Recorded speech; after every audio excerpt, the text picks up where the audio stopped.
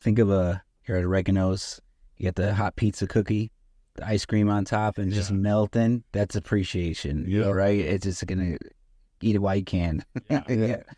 Cool, man. So go back into the real estate agent role. How's that working out for you? It's going great. And why'd you make the transition? Because I know you've been doing a luxury house. So I went off on a tangent, but so what happened is I'm hiring these agents. I'm not satisfied with the results or how long things are taking, and I'm hands on. So I'm grinding them. Say, hey, what are you doing? What's going on? Like, I want you to do this, and they're very resistant to me telling them I need to market this way, make this many calls. It's kind of like, we don't do that. And I was like, wow, what the hell are you doing? Yeah. So I got licensed to sell my own flips, and then friends and family caught on, and I got to give them my service, and the methods and the sales procedures that I take to sell my properties, I've been able to give to others, to give to now my client base and my business on that side of the table. And so when I take on a listing, I treat it like any flip that I've had in the past, and I treat it like it needs to be sold or it's costing them holding costs. Right. And so that method has been extremely valuable for anyone that I work with. And so just, being a real person and treating real estate as a business, because it's an interesting thing that I didn't, get, is a lot of real estate agents don't treat it like a business. They just, see the fancy cars and fancy dress and think like, oh, I want to be a baller. I want to make a ton of money. Yeah. And, anyone who's been an agent for a long time, even if they do have that stuff, they're treating it as a business. And so real estate on all sides is cyclical. It hits everybody. It hits the investors, hits the real estate agents. We're having a massive change in how real estate commissions are structured.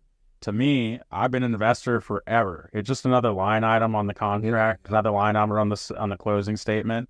And so us as investors are really see no issues with that. Real estate agents who don't know how to, probably aren't very good at what they're doing are pretty scared. Yeah. And so just by giving the service that I would for my own investments, I've been able to be really successful in the retail side. I call it retail, but in selling houses as a licensed agent.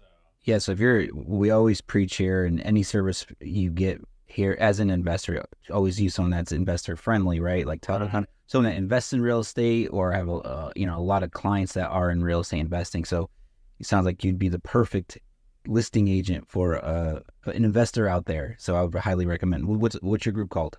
It's the O'Connell Group at Venture REI. Yep. So just call Garrick.com if you want to, find me or look me up for the, selling is. Call Garrick?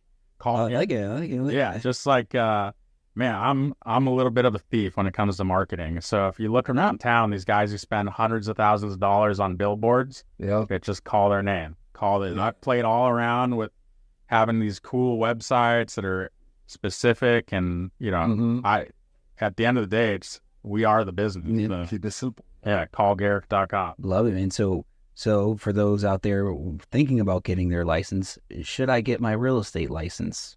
So as an investor, I have a totally different perspective. If I could, I would have got my license in the beginning. Okay. I heard a lot of noise back then that you don't need it. You're an investor. I really had to fumble through the retail side of selling my flips in the beginning. I had to fully rely on these agents I was hiring, and honestly couldn't have the distinction between a really high quality agent and someone who was just like pushing the papers in the beginning. Gotcha.